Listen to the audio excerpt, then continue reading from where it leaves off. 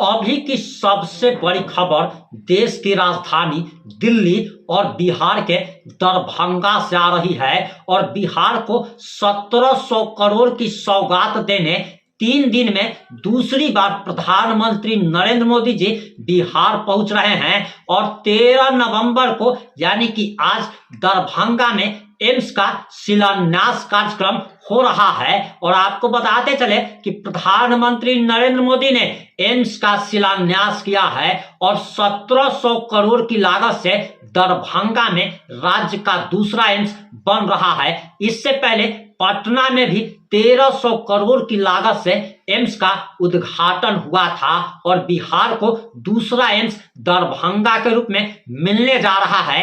अब आगे आपको हम सीधे दरभंगा लेकर चल रहे हैं। प्रधानमंत्री नरेंद्र मोदी शिलान्यास के बाद उन्होंने आखिर बिहार की जनता को संबोधित करते हुए क्या कहा है, जरा आप उसे सुन लीजिए।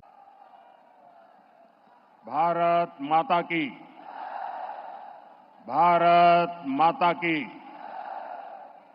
राजा जनक, सीता मैया, कविराज विद्यापति के ई पावन मिथिला भूमि के नमन करे छी। ज्ञान, धान, पान, मखान, ये समृद्ध गौरवशाली धरती पर अपने सबके अभिनंदन करे छी। बिहार के राज्यपाल श्रीमान राजेंद्र अर्लेकर जी, यहां के लोकप्रिय मुख्यमंत्री श्रीमान नीतीश कुमार जी, केंद्रीय मंत्रिमंडल में मेरे सहयोगीगण, बिहार के उप मुख्यमंत्री विजय कुमार सिन्हा और श्री सम्राट चौधरी जी, दरभंगा के सांसद भाई गोपाल जी ठाकुर, अन्य सभी सांसदगण, विधायकगण, अन्य महानुभाव, मिथिला के मेरे प्यारे भाई और बहनों, आप सभी को प्रणाम। साथियों, आज पड़ोसी राज्य झारखंड में पहले चरण के लिए मतदान हो रहा है। झारखंड के लोग विकसित झारखंड के सपने को पूरा करने के लिए वोट डाल रहे हैं। मैं झारखंड के सभी मतदाताओं से आग्रह करूंगा कि ज्यादा से ज्यादा संख्या में मतदान में हिस्सा लें। साथियों, मैं मिथिला की धरती की बेटी स्वर कोकिला शारदा सिन्हा जी को भी श्रद्धांजलि अर्पित करता हूं। शारदा सिन्हा जी ने भोजपुरी और मैथिली संगीत की जो सेवा की है वह अतुलनीय है। खास तौर पर महापर्व छठ की महिमा को जिस तरह उन्होंने अपने गीतों से पूरी दुनिया में पहुंचाया, वो अद्भुत है। साथियों, आज बिहार समेत पूरा देश विकास के बड़े बड़े लक्ष्यों को पूरा होते देख रहा है। जिन सुविधाओं, परियोजनाओं की पहले सिर्फ चर्चा होती थी, आज वो वास्तविकता बनकर जमीन पर उतर रही है। हम विकसित भारत की तरफ तेजी से कदम बढ़ा रहे हैं। हमारी पीढ़ी सौभाग्यशाली है कि हम इसके साक्षी बन रहे हैं और इसे पूरा करने में अपना योगदान भी दे रहे हैं। साथियों, हमारी सरकार देश की सेवा के लिए, लोगों के कल्याण के लिए हमेशा प्रतिबद्ध रही है। सेवा की इसी भावना से यहां विकास से जुड़े 12,000 करोड़ रुपए के एक ही कार्यक्रम में 12,000 करोड़ रुपए का अलग अलग प्रोजेक्ट का शिलान्यास और लोकार्पण हुआ है। इसमें रोड, रेल और गैस इंफ्रास्ट्रक्चर से जुड़े अनेक प्रोजेक्ट्स हैं और सबसे बड़ी बात, दरभंगा में एम्स का सपना साकार होने की तरफ एक बड़ा कदम उठाया गया है। दरभंगा एम्स के निर्माण से बिहार के स्वास्थ्य क्षेत्र में बहुत बड़ा परिवर्तन आएगा। इससे मिथिला, कोसी और तिरहुत क्षेत्र के अलावा पश्चिम बंगाल और आसपास के कई क्षेत्रों के लोगों के लिए सुविधा होगी। नेपाल से आने वाले मरीज भी इस एम्स अस्पताल में इलाज करा सकेंगे। एम्स से यहां रोजगार, स्वरोजगार के अनेक नए अवसर बनेंगे। मैं दरभंगा को, मिथिला को, पूरे बिहार को इन विकास कार्यों के लिए बहुत बहुत बधाई देता हूं। साथियों, हमारे देश में सबसे बड़ी आबादी गरीब और मध्यम वर्ग की है और बीमारी भी सबसे अधिक इन्हीं वर्गों को प्रभावित करती है। इस वजह से इलाज पर इनका खर्च भी बहुत ज्यादा होता है। हम सब उसी पृष्ठभूमि के हैं, गरीब और सामान्य परिवारों से निकले हैं। इसलिए घर में कोई गंभीर रूप से बीमार पड़ता है तो कैसे पूरा घर संकट में आ जाता है, हम इस चिंता को भली भांति समझते हैं। और पहले के दौर में स्थितियां भी बहुत कठिन हुआ करती थी। अस्पताल बहुत ही कम थे, डॉक्टरों की संख्या बहुत ही कम थी, दवाइयां बहुत महंगी थी, बीमारी की जांच का कोई ठिकाना नहीं था और सरकारें सिर्फ वादों और दावों में ही उलझी रहती थी। यहां बिहार में जब तक नीतीश जी सरकार में नहीं आए थे, तब तक गरीबों की इस चिंता को लेकर कोई गंभीरता ही नहीं थी। गरीब के पास चुपचाप बीमारी सहने के अलावा और कोई चारा नहीं था।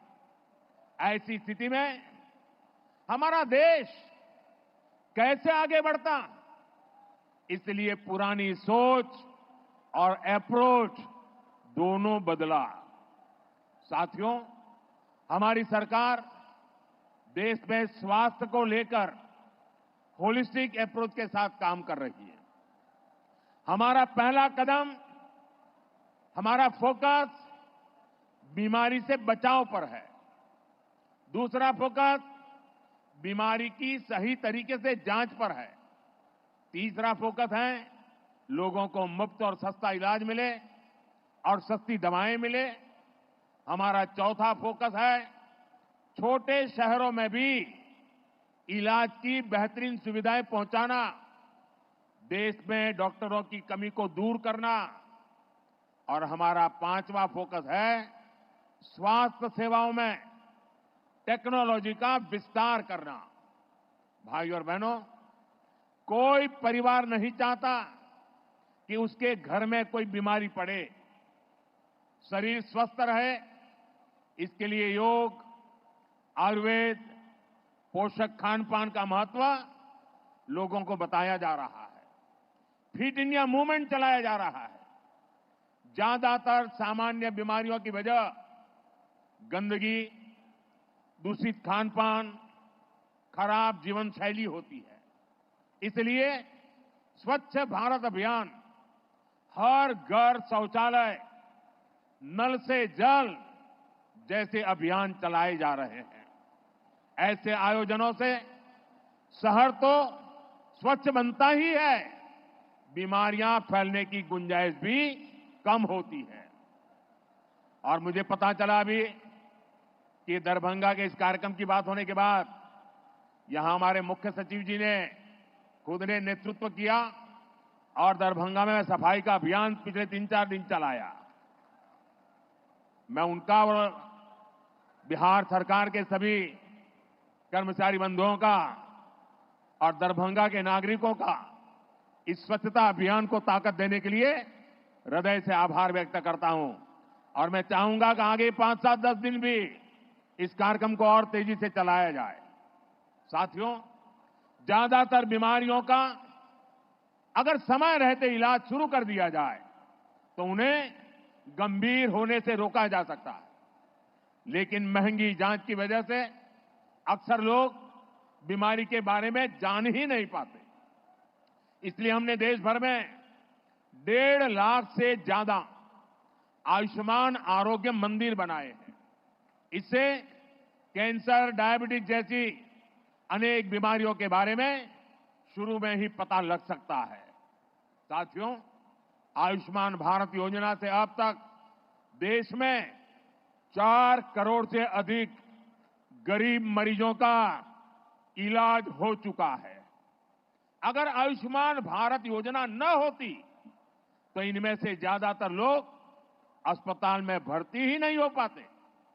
मुझे इस बात का संतोष है कि इनके जीवन की बहुत बड़ी चिंता एनडीए सरकार की योजना से दूर हुई और इन गरीबों का इलाज सरकारी अस्पतालों के साथ ही प्राइवेट अस्पतालों में भी हुआ है। आयुष्मान योजना से करोड़ों परिवारों को करीब 1.25 लाख करोड़ रुपए की बचत हुई है। ये 1.25 लाख करोड़ रुपया अगर सरकार ने देने की घोषणा की होती तो महीने भर हेडलाइन पे चर्चा चली रहती। एक योजना से देश के नागरिकों के जेब में 1.25 लाख करोड़ रुपया बचे हैं। भाइयों और बहनों, चुनाव के समय मैंने आपको गारंटी दी थी कि 70 साल के ऊपर के बुजुर्ग हैं, उन सबको भी आयुष्मान योजना के दायरे में लाया जाएगा। मैंने अपनी ये गारंटी पूरी कर दी है। बिहार में भी 70 साल से ऊपर के जितने भी बुजुर्ग हैं, परिवार की कमाई कुछ भी हो, उनके लिए मुफ्त इलाज की सुविधा शुरू हो गई है। बहुत जल्द सभी बुजुर्गों के पास आयुष्मान वय वंदना कार्ड होगा। आयुष्मान के साथ साथ जन औषधि केंद्रों पर बहुत ही कम कीमत में दवाइयां दी जा रही है। साथियों, बेहतर आरोग्य का हमारा चौथा कदम है छोटे शहरों में भी इलाज की बेहतरीन सुविधाएं पहुंचाना, डॉक्टरों की कमी को दूर करना। आप देखिए, आजादी के 60 सालों तक देश में सिर्फ एक ही एम्स था और वो भी दिल्ली में। हर गंभीर बीमारी के लोग दिल्ली एम्स का रुख करते थे। कांग्रेस की सरकार के समय जो 4-5 एम्स और बनाने की घोषणा हुई, उनमें कभी ठीक से इलाज नहीं शुरू हो पाया। हमारी सरकार ने अस्पतालों की इन बीमारियों को भी दूर किया और देश के कोने कोने में नए एम्स भी बनाए।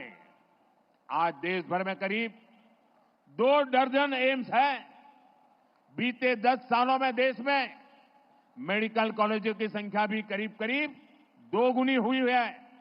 इससे इलाज की सुविधा तो मिली है, बड़ी संख्या में हमारे युवा डॉक्टर भी बने हैं। दरभंगा एम्स से भी हर वर्ष बिहार के अनेक युवा डॉक्टर बनकर सेवा के लिए निकलेंगे। और एक महत्वपूर्ण काम हुआ है, पहले डॉक्टर बनना हो तो अंग्रेजी आना जरूरी था। अब मध्यम वर्ग गरीब परिवार के बच्चे अंग्रेजी में पढ़ाई कहां करेंगे, स्कूल में इतना पैसा कहां से लाएंगे। और इसलिए हमारी सरकार ने तय किया, अब डॉक्टर पढ़ना है या इंजीनियरिंग पढ़ना है, वो अपनी मातृभाषा में डॉक्टर बन सकता है, अपनी मातृभाषा में पढ़ करके इंजीनियर बन सकता है। और एक प्रकार से मेरा ये काम कर्पूरी ठाकुर जी को सबसे बड़ी श्रद्धांजलि है। वो यही सपना हमेशा देखते थे। उस काम को हमने किया है।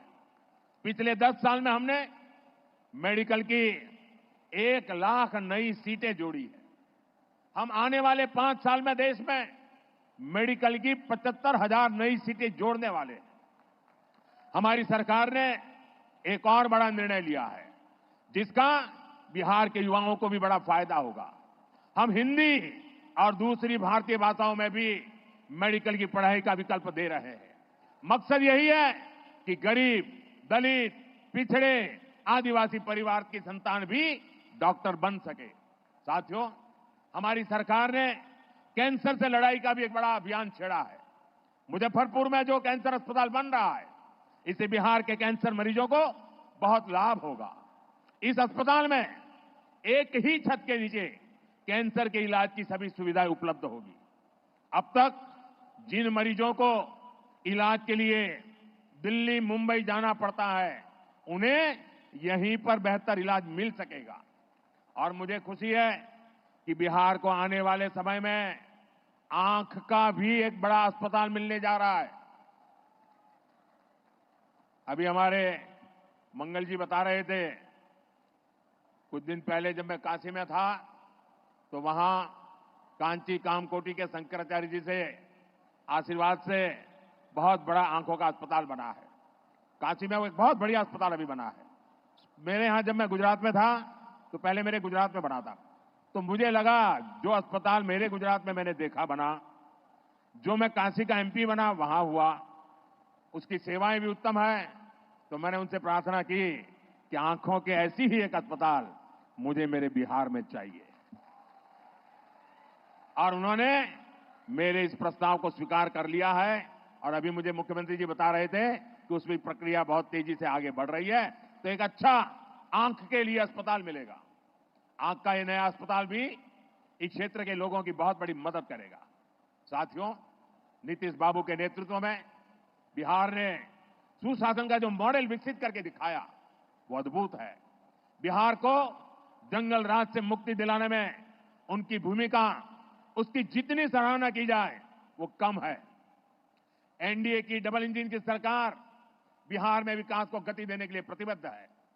बिहार का तेज विकास, यहां बेहतर इंफ्रास्ट्रक्चर और यहां के छोटे किसानों, छोटे उद्योगों को प्रोत्साहन देने से ही संभव होने वाला है। एनडीए सरकार इसी रोडमैप पर काम कर रही है। आज बिहार की पहचान यहां बनने वाले इंफ्रास्ट्रक्चर निर्माण, एयरपोर्ट, एक्सप्रेसवे से मजबूत हो रही है। दरभंगा में उड़ान योजना के तहत एयरपोर्ट शुरू हुआ है, जिससे दिल्ली, मुंबई जैसे जैसे शहरों तक सीधी उड़ान की सुविधा मिलने लगी है। बहुत जल्द यहां से रांची के लिए भी उड़ान शुरू हो जाएगी। 5,500 करोड़ रुपए की लागत से तैयार होने वाले आमद दरभंगा एक्सप्रेस पर भी काम चल रहा है। आज 3,400 करोड़ रुपए की लागत से सिटी गैस डिस्ट्रीब्यूशन के काम का शिलान्यास भी हुआ है। और घर में जैसे नल से जल आता है ना, वैसे ही नल से गैस आना शुरू हो जाएगा और वो सस्ता भी होगा। विकास का ये महायज्ञ बिहार में इंफ्रास्ट्रक्चर को एक नई ऊंचाई पर ले जा रहा है। इससे यहां पर बड़ी संख्या में रोजगार के भी अवसर पैदा हो रहे हैं। साथियों, दरभंगा के बारे में कहा जाता है, पग पग पोखरी माछ मखान, मधुर बोल मुस्की मुख पान। इस क्षेत्र के किसानों, मखाना उत्पादकों और मछली पालकों का हित भी हमारी सरकार की सर्वोच्च प्राथमिकता है। पीएम किसान सम्मान निधि के तहत बिहार के किसानों को 25,000 करोड़ रुपए से ज्यादा मिले हैं। मिथिला के किसानों को भी इस योजना का फायदा मिला है। हमारी one district one product scheme से यहां के मखाना उत्पादकों की पहुंच देश दुनिया के बाजारों तक हो रही है। मखाना उत्पादकों के हितों को ध्यान में रखते हुए मखाना अनुसंधान केंद्र को राष्ट्रीय संस्थान का दर्जा दिया गया है। मखाना को जीआई टैग भी मिला है। इसी तरह मत्स्य संपदा योजना के तहत अपने मछली पालक साथियों को हम हर स्तर पर मदद कर रहे हैं। मछली उत्पादकों को किसान क्रेडिट कार्ड का लाभ मिलने लगा है। यहां जो मीठे पानी की मछली है, उसका भी बहुत बड़ा बाजार है। पीएम मत्स्य संपदा योजना से भी उन्हें बहुत मदद मिल रही है। भारत को हम विश्व के एक बड़े मछली निर्यातक देश के रूप में विकसित कर रहे हैं। इसका भी बहुत लाभ दरभंगा के मछली पालकों को मिलना तय है। साथियों, कोसी और मिथिला को बाढ़ से जो परेशानी होती है उसको दूर करने के लिए भी हम ईमानदारी से काम कर रहे हैं। इस वर्ष के बजट में हमने बिहार की बाढ़ की समस्या से निपटने के लिए एक विस्तृत प्लान घोषित किया है। मुझे विश्वास है नेपाल के साथ मिलकर हम इस समस्या को हल कर पाएंगे। इससे जुड़े 11,000 करोड़ रुपए से अधिक के प्रोजेक्ट पर भी हमारी सरकार काम कर रही है। साथियों, हमारा बिहार भारत की विरासत का बहुत बड़ा केंद्र है। इस विरासत को संजोना हम सभी की जिम्मेदारी है। इसलिए एनडीए सरकार विकास भी और विरासत भी के मंत्र पर चल रही है। आज नालंदा विश्वविद्यालय फिर से अपना पुराना गौरव पाने की तरफ आगे बढ़ रहा है। साथियों, विविधताओं से भरे हमारे देश में अलग अलग भाषाएं भी हमारी बहुत अनमोल विरासत है।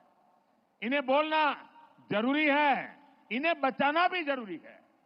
हाल में ही हमने पाली भाषा को शास्त्रीय भाषा का दर्जा दिया है। इस भाषा में भगवान बुद्ध के संदेश और बिहार के प्राचीन गौरव का विस्तृत वर्णन है। इसकी जानकारी युवा पीढ़ी तक पहुंचाना जरूरी है। और मैं आपको याद दिलाना चाहूंगा, ये एनडीए सरकार ही है जिसने मैथिली भाषा को संविधान की 8वीं अनुसूची में शामिल किया था। झारखंड में भी मैथिली को द्वितीय राज्य भाषा दर्जा प्रदान किया गया है। साथियों, हमारी सांस्कृतिक समृद्धि के दर्शन यहां दरभंगा में, मिथिलांचल में कदम कदम पर होते हैं। माता सीता के संस्कार इस धरती को समृद्ध करते हैं। एनडीए सरकार देश भर के 1 दर्जन से अधिक शहरों को रामायण सर्किट से जोड़ रही है। इसमें हमारा दरभंगा भी शामिल है। इससे इस क्षेत्र में पर्यटन को बल मिलेगा। दरभंगा, सीतामढ़ी, अयोध्या रूट पर अमृत भारत ट्रेन से भी लोगों को बहुत मदद मिली है। साथियों, आपसे बात करते हुए आज मैं दरभंगा स्टेट के महाराजा कामेश्वर सिंह जी के योगदान को भी याद कर रहा हूं। आजादी के पहले और बाद में भारत के विकास में उनका महत्वपूर्ण योगदान रहा है। मेरे संसदीय क्षेत्र काशी में भी उनके कार्यों की बहुत चर्चा होती है। महाराजा कामेश्वर सिंह के समाज कार्य दरभंगा का गौरव है, हम सभी के लिए प्रेरणा है। साथियों, दिल्ली में, केंद्र में मेरी सरकार और यहां बिहार में नीतीश जी की सरकार मिलकर बिहार के हर सपने को पूरा करने के लिए काम कर रही है। हमारी विकास और जन कल्याण योजनाओं का ज्यादा से ज्यादा लाभ बिहार के लोगों को मिले, यही हमारा प्रयास है। मैं एक बार फिर दरभंगा एम्स के लिए